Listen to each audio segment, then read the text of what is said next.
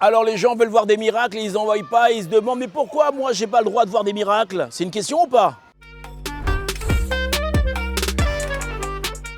Notre parachat Bamidbar. Alors il y a une grande question que les gens se posent. Pourquoi est-ce qu'on ne voit pas des miracles? Pourquoi Dieu, dans notre génération, ne se dévoile pas beaucoup plus? D'accord? Pourquoi il ne nous ouvre pas la mer? Pourquoi il n'envoie pas des grenouilles en Égypte? Tous ces miracles-là, pourquoi nous on ne voit pas ces miracles-là? Alors il y a beaucoup de miracles, mais c'est toujours masqué dans la nature. Nous on veut voir des miracles, des vrais, des choses impressionnantes. Pourquoi est-ce que Hachem ne nous fait pas ça? Alors c'est une grande question, il y a plusieurs moyens de la traiter la question, mais je vais vous dire une chose qui est liée à notre parachat Bamidbar. Dans notre parachat, on va faire le dénombrement de tout le peuple juif et aussi on va dénombrer les Lévi'im. D'accord? Vous savez, donc il y avait 12 tribus, parmi les tribus il y avait les Lévis. Maintenant, extraordinairement, on voit que les Lévis étaient beaucoup moins nombreux que les autres. Vous savez pourquoi? C'est terrible. Parce que le taux de mortalité chez les Lévi'im était beaucoup plus grand. Pourquoi était beaucoup plus grand? Ah écoutez, c'est terrible. Il dit du fait qu'ils étaient en plus grande proximité avec la sainteté et avec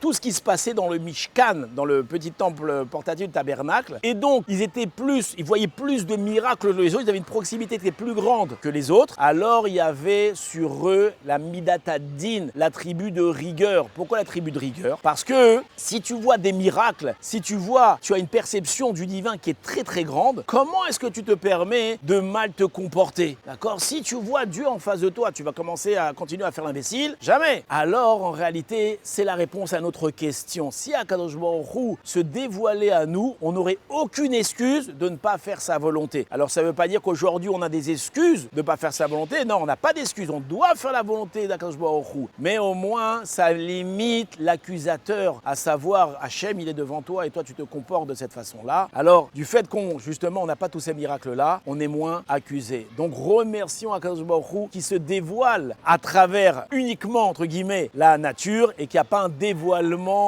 véritable ou un dévoilement violent de la présence divine parce que ça serait sur nous un très grand accusateur. Shabbat Shalom.